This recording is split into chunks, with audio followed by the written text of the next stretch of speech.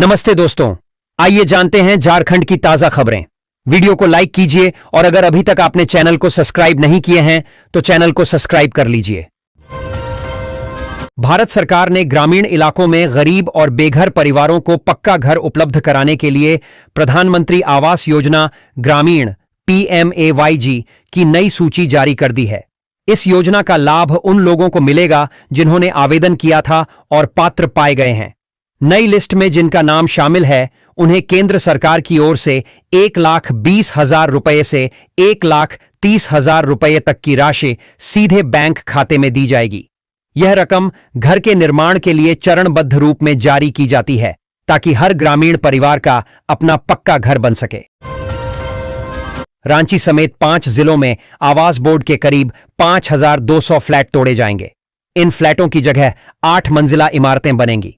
आवास बोर्ड के अध्यक्ष संजय लाल पासवान ने बताया कि जर्जर भवनों को तोड़कर नए सिरे से निर्माण किया जाएगा। पुरानी विधानसभा के पास भी साइट डेवलप करने की योजना है। अवैध रूप से रहने वालों पर कार्रवाई की जाएगी। कनाडा में छठ पूजा 2025 की तैयारी बड़े पैमाने पर चल रही है, जहां 25,000 ठेकुआ प्रसाद के रूप में वितरित किए जाएंगे। लंदन और बर्मिंघम में भी छठ पूजा के विशेष आयोजन होंगे। प्रवासी भारतीय समुदाय इस त्योहार को धूमधाम से मनाने के लिए उत्साहित है। छठ पूजा सूर्य देव और छठी मैया की आराधना का पर्व है जो बिहार और पूर्वी उत्तर प्रदेश में प्रमुखता से मनाया जाता है। महिला एवं बाल विकास मंत्री दीपिका ने कहा कि ऑनलाइन लैंगिक हिंसा एक व्यापक वैश्विक समस्या है। यह महिलाओं और लड़कियों को साइबर बुलिंग, उत्पीड़न और अश्लील सामग्री के प्रसार जैसे रूपों में प्रभावित करती है। सरकार इसे रोकने के लिए राष्ट्रीय कार्य योजना बना रही है। मंत्री ने माता-पिता, शिक्षकों और नागरिक समाज से जागरूकता बढ़ाने और पीड़ितों को सहायता प्रदान करने का आग्रह किया। सामूहिक प्रयासों से ही इस समस्या का समाधान संभव है। राष्ट्रीय स्वयंसेवक संघ RSS ने पंचप्रण के माध्यम से समाज में बदलाव लाने का संकल्प लिया है, जिसकी झलक छठ महापर्व में दिखाई देती है। छठ पर्व सामाजिक समरसता, पारिवारिक एकता, पर्यावरण संरक्षण, स्वदेशी का भाव और नागरिक कर्तव्य का प्रतीक है। यह पर्व समाज को एक सूत्र में बांधता है और सकारात्मक बदलाव लाने की प्रेरणा देता है। झारखंड के वित्त मंत्री राधाकृष्ण किशोर ने पर्यटन मंत्री हफीजुल हसन को पत्र लिखकर कश्मीर की पर्यटन अर्थव्यवस्था को मजबूत करने में झारखंड की भूमिका पर जोर दिया। उन्होंने झारखंड में पर्यटन की संभावनाओं को देखते हुए कश्मीर के पर्यटन क्षेत्र में निवेश करने और पर्यटन स्थलों को विकसित करने का सुझाव दिया, जिससे राज्य में रोजगार बढ़े और पर्यटन को बढ़ावा मिले। छठ महापर्व की महिमा अब विदेशों में भी फैल रही है, खासकर अमेरिका में। झारखंड मूल के कई लोग वहां बस गए हैं और छठ पूजा की परंपरा को जीवित रखे हुए हैं। वे पूरे विधि विधान से सूर्य देव की पूजा करते हैं और छठ के पारंपरिक गीत गाते हैं। यह पर्व प्रकृति के प्रति कृतज्ञता व्यक्त करना सिखाता है। झारखंड में मतदाता सूची के विशेष गहन पुनरीक्षण SIR की तैयारियों की समीक्षा की जा रही है। मतदाताओं को कम दस्तावेज देने के लिए पेरेंटल मैपिंग की जाएगी, जिसके लिए 2003 की मतदाता सूची का उपयोग होगा। मुख्य निर्वाचन पदाधिकारी ने अधिकारियों को प्रशिक्षण दिया और पंचायत स्तर पर कैंप लगाने के निर्देश दिए ताकि त्रुटिरहित डेटा सुनिश्चित किया जा सके। रांची के एक गांव में आजादी के बाद भी सड़क नहीं थी। ग्रामीणों ने चंदा जमा करके 3 किलोमीटर लंबी सड़क बनाई। सरकार से गुहार लगाने के बाद भी कोई सुनवाई नहीं हुई, जिसके बाद ग्रामीणों ने खुद ही सड़क बनाने का निर्णय लिया। अब गांव में विकास की उम्मीद जगी है।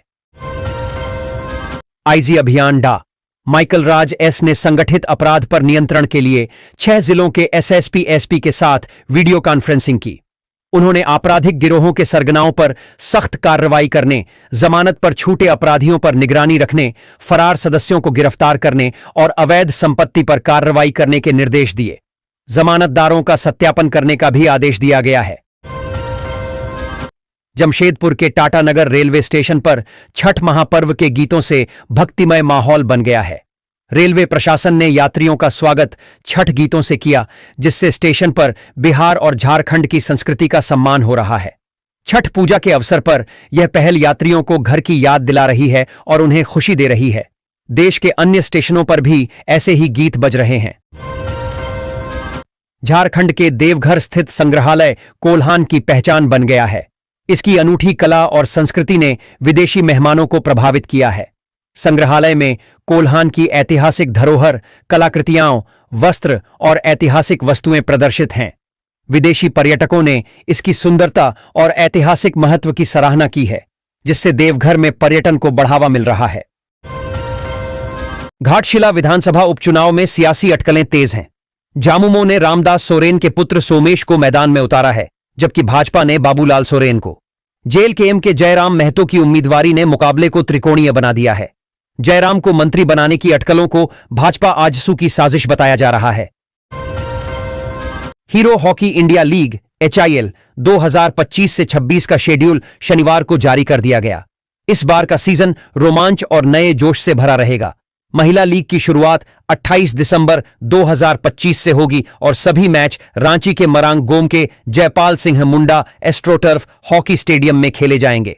फाइनल मुकाबला 10 जनवरी 2026 को होगा। पुरुष लीग 3 जनवरी से 26 जनवरी 2026 तक चेन्नई, रांची और भुवनेश्वर के मैदानों में खेलेगी। घाटशिला अनुमंडल सभागार में शनिवार को विधानसभा उपचुनाव में शामिल सभी उम्मीदवारों और उनके निर्वाचन अभिकर्ताओं के लिए प्रशिक्षण कार्यक्रम आयोजित किया गया। इसमें चुनाव प्रक्रिया से जुड़े विभिन्न चरणों की विस्तृत जानकारी दी गई, ताकि पूरी चुनाव प्रक्रिया शांति, सुव्यवस्था और निष्पक्षता के साथ संपन्न हो सके। प्रशिक्षण कार्यक्रम को सामान्य प्रेक्षक राखी विश्वास, पुलिस प्रेक्षक गजराव भूपल, व्यय प्रेक्षक दिलीप कुमार राठौर, जिला निर्वाचन पदाधिकारी कर्ण सत्यार्थी, SSP पीयूष पांडेय ने संबोधित किया। National payments corporation of India NPCI ने UPI हेल्प नाम से एक नया AI पावर्ड असिस्टेंट लॉन्च किया है। NPCI का यह कदम डिजिटल ट्रांजैक्शन को और आसान बनाने और कस्टमर सपोर्ट को बेहतर करने के लिए तैयार किया गया है। यह असिस्टेंट यूजर्स को रियल टाइम में ट्रांजैक्शन से जुड़ी मदद, रिकरिंग पेमेंट्स मैनेज करने और UPI ट्रांजैक्शन से जुड़ी शिकायतों को सुलझाने में मदद करेगा। प्रधानमंत्री किसान सम्मान निधि योजना PM किसान की 21वीं किस्त जल्द ही किसानों के बैंक खातों में 2,000 रुपये की राशि के रूप में आएगी। यह योजना देश के छोटे और सीमांत किसानों को सालाना 6,000 रुपये की आर्थिक सहायता देती है, जो 3 किस्तों में प्रत्येक 2,000 रुपये की होती है। किसानों के लिए यह किस्त आर्थिक राहत की बड़ी खबर है, क्योंकि इसे दिवाली के बाद या नवंबर के पहले सप्ताह तक जारी किए जाने की संभावना जताई जा रही है। गढ़वा जिले के भंडरिया प्रखंड में एक परिवार के 8 सदस्यों ने ईसाई धर्म त्याग कर हिंदू धर्म में वापसी की। अग्निवीर संस्था ने इस कार्यक्रम का आयोजन किया, जिसमें सत्यनारायण व्रत कथा सुनाई गई। परिवार ने विवाह संबंधी दिक्कतों के चलते यह निर्णय लिया।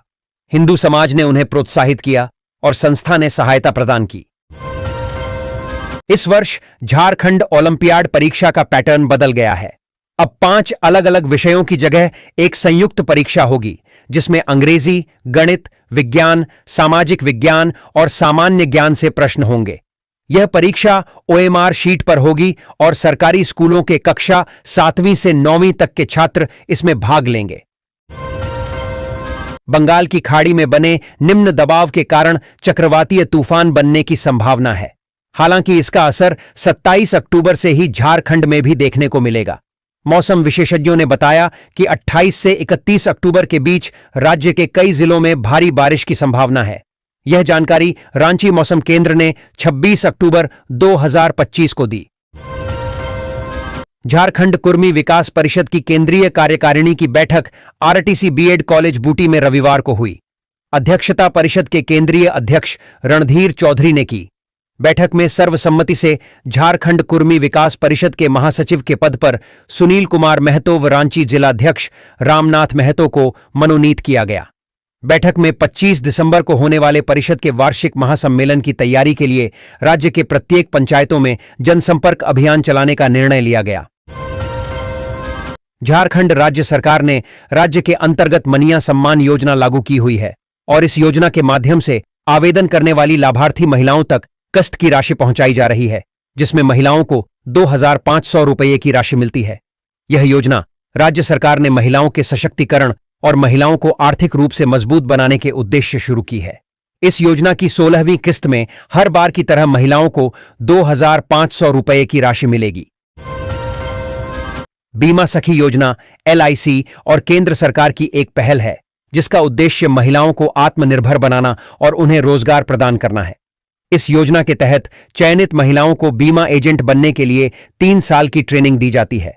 इस दौरान उन्हें पहले वर्ष में प्रति माह 7,000 रुपए का वजीफा मिलता है, जो अगले वर्षों में कुछ शर्तों के साथ कम होता जाता है। इसके अतिरिक्त महिलाएं बेची गई पॉलिसी पर कमीशन भी कमाती हैं। यह ग्रामीण और शहरी दोनों क्षेत्रों की 10वीं पास महिलाओं के लिए एक बड़ा अवसर है।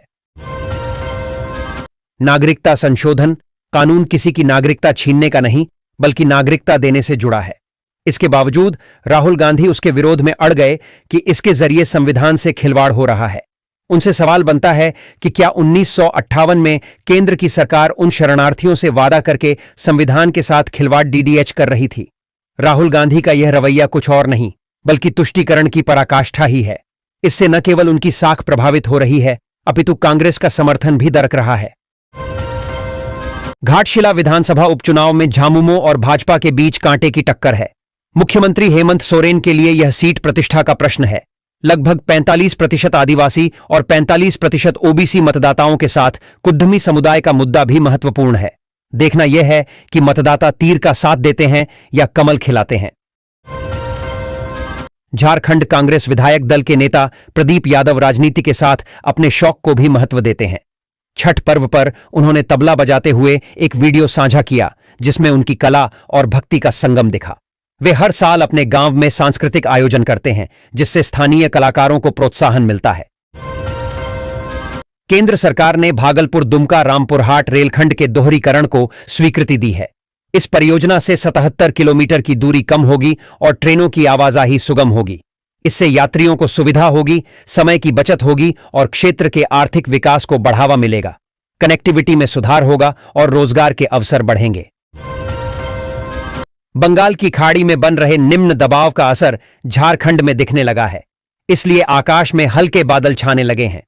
मौसम विभाग के पूर्वानुमान के मुताबिक 28 से 31 अक्टूबर तक राज्य के कई जिलों में बारिश की संभावना है। इसे लेकर कई जगहों पर येलो तो कई जगहों पर ऑरेंज अलर्ट जारी किया गया है। इस दौरान हवा की गति 30 से 40 किलोमीटर प्रति घंटा की हो सकती है। इसके अलावा वज्रपात की भी चेतावनी दी गई है। भारत सरकार द्वारा लेबर कार्ड योजना संचालित की जा रही है। इस योजना के माध्यम से लेबर कार्ड धारकों को हर महीने 3,000 रुपए की आर्थिक सहायता प्रदान की जाएगी। यदि आप भी इस योजना का लाभ प्राप्त करना चाहते हैं तो आपका नाम लाभार्थी सूची में उपलब्ध होना जरूरी है। लगातार बढ़ती महंगाई के बीच आम लोगों को बड़ी राहत मिली है। तेल विपणन कंपनियों, ऑयल मार्केटिंग कंपनीज ने एक बार फिर घरेलू LPG सिलेंडर 14.2 किग्रा की कीमतों में कटौती का ऐलान किया है। इस कटौती के बाद रसोई गैस सिलेंडर की नई कीमतें आज से प्रभावी हो गई हैं, जिससे देश भर के करोड़ों उपभोक्ताओं को फायदा होगा। खासकर त्योहारों के इस मौसम में यह फैसला लोगों के लिए किसी तोहफे से कम नहीं है। झारखंड में छठ महापर्व का विशेष महत्व है। 2025 में भी यह पर्व धूमधाम से मनाया जाएगा। नदियों और तालाबों के किनारे श्रद्धालुओं की भारी भीड़ उमड़ती है। लोग सूर्य देव की उपासना करते हैं और अपने परिवार की सुख समृद्धि की कामना करते हैं। यह पर्व सामाजिक समरसता का भी प्रतीक है और आस्था का महाकुंभ कहलाता है। केंद्रीय कैबिनेट ने 8वें वेतन आयोग के गठन को मंजूरी दे दी है, जिससे 50 लाख से अधिक कर्मचारियों और 69 लाख से अधिक पेंशन भोगियों को लाभ होगा। अश्विनी वैष्णव ने बताया कि आयोग 1 जनवरी 2026 से लागू हो सकता है। यह आयोग अपनी सिफारिशें 18 महीने के भीतर प्रस्तुत करेगा। विभिन्न मंत्रालयों से परामर्श किया गया है। बिहार में 2025 के विधानसभा चुनाव को लेकर राजनीतिक सरगर्मी बढ़ गई है। महागठबंधन ने तेजस्वी यादव को सीएम पद का उम्मीदवार घोषित किया है, जबकि एनडीए ने अभी तक कोई नाम तय नहीं किया है। चिराग पासवान ने कहा कि नीतीश कुमार ही मुख्यमंत्री होंगे। चुनाव का नेतृत्व वो कर रहे हैं। उन्होंने महागठबंधन पर डरा धमकाकर नाम घोषित कराने का आरोप लगाया और मुकेश सहनी पर भी कटाक्ष किया।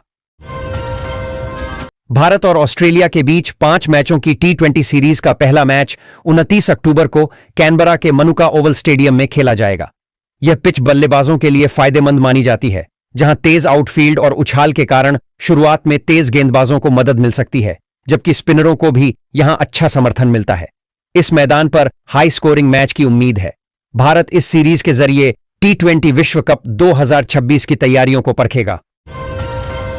झारखंड स्थापना दिवस समारोह में इस बार प्रधानमंत्री या राष्ट्रपति मुख्य अतिथि के रूप में शामिल हो सकते हैं। समारोह में एक इंजीनियरिंग कॉलेज के उद्घाटन की भी संभावना है। प्रशासन इस अवसर को भव्य बनाने की तैयारियों में लगा हुआ है।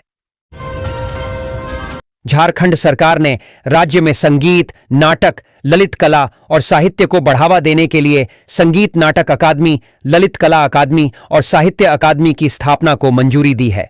इन अकादमियों का उद्देश्य कला और संस्कृति के क्षेत्र में प्रतिभाओं को प्रोत्साहित करना और राज्य की सांस्कृतिक विरासत को संरक्षित करना है। यह पहल युवाओं को अपनी रचनात्मक प्रतिभा दिखाने का अवसर प्रदान करेगी। चाईबासा में हुई घटना के विरोध में भाजपा आक्रामक हो गई है और झारखंड के कई शहरों में बंद का आह्वान किया है। जमशेदपुर, रांची, धनबाद और बोकारो जैसे शहरों में भाजपा कार्यकर्ताओं ने प्रदर्शन किया और दुकानों को बंद कराया। भाजपा नेताओं ने राज्य सरकार से दोषियों के खिलाफ सख्त कार्रवाई की मांग की है। झारखंड स्वर्ण जयंती एक्सप्रेस का परिचालन 1 दिसंबर से 28 फरवरी तक कोहरे के कारण बंद रहेगा। हाजीपुर जोन ने यह फैसला लिया है, जिससे पलामू प्रमंडल के यात्रियों को दिल्ली जाने में परेशानी होगी। यह ट्रेन गरीबों और श्रमिकों के लिए महत्वपूर्ण है, लेकिन हर साल कोहरे के नाम पर इसे रद्द कर दिया जाता है, जिससे यात्रियों में नाराजगी है। कोयला ढुलाई अधिक होने के बावजूद यात्री सुविधाओं में कमी है। झारखंड सरकार ने नगर निकाय चुनावों में ओबीसी वर्ग के लिए 14% आरक्षण को मंजूरी दी है। मुख्यमंत्री हेमंत सोरेन के नेतृत्व में हुए इस फैसले से भाजपा और आजसू जैसे विपक्षी दलों को झटका लगा है, जो ओबीसी आरक्षण को मुद्दा बना रहे थे। सरकार ने सुप्रीम कोर्ट के ट्रिपल टेस्ट मानदंडों को पूरा करते हुए यह निर्णय लिया, जिससे चुनावी समीकरण बदलने की संभावना है और पिछड़े वर्ग का समर्थन सत्ताधारी गठबंधन को मिल सकता है। हजारीबाग में वन भूमि घोटाले के मामले में एसीबी ने भाजपा विधायक प्रदीप प्रसाद को भी आरोपी बनाया है। उन पर प्रतिबंधित वन भूमि खरीदने और गलत तरीके से पावर लेने का आरोप है। इस मामले में पहले से ही कई अधिकारी और व्यवसायी आरोपी हैं और एसीबी ने विधायक द्वारा खरीदी गई जमीनों का ब्यौरा भी खंगाला है। विधायक प्रदीप प्रसाद ने इन आरोपों को बेबुनियाद बताया है। झारखंड सरकार ने खूंटी, जामताड़ा, धनबाद और गिरिडीह में पीपीपी मोड पर 4 नए मेडिकल कॉलेज खोलने का फैसला किया है। केंद्र सरकार ने इस प्रस्ताव को मंजूरी दे दी है। इस योजना से राज्य में चिकित्सा शिक्षा का विस्तार होगा, स्वास्थ्य सेवाएं मजबूत होंगी और एमबीबीएस की 350 सीटें बढ़ेंगी। इससे ग्रामीण क्षेत्रों में विशेषज्ञ चिकित्सकों की उपलब्धता में सुधार होगा। जमशेदपुर के एमजीएम मेडिकल कॉलेज में पोस्ट ग्रेजुएट पीजी की सीटें बढ़ाई गई हैं, जिससे अब कुल 51 सीटें हो गई हैं। प्रिंसिपल डॉक्टर दिवाकर हांसदा ने बताया कि इससे झारखंड के छात्रों को राज्य में ही विशेषज्ञता हासिल करने का अवसर मिलेगा और राज्य में विशेषज्ञ डॉक्टरों की कमी दूर होगी। कॉलेज प्रबंधन अन्य विषयों में भी पीजी पाठ्यक्रम शुरू करने की योजना बना रहा है।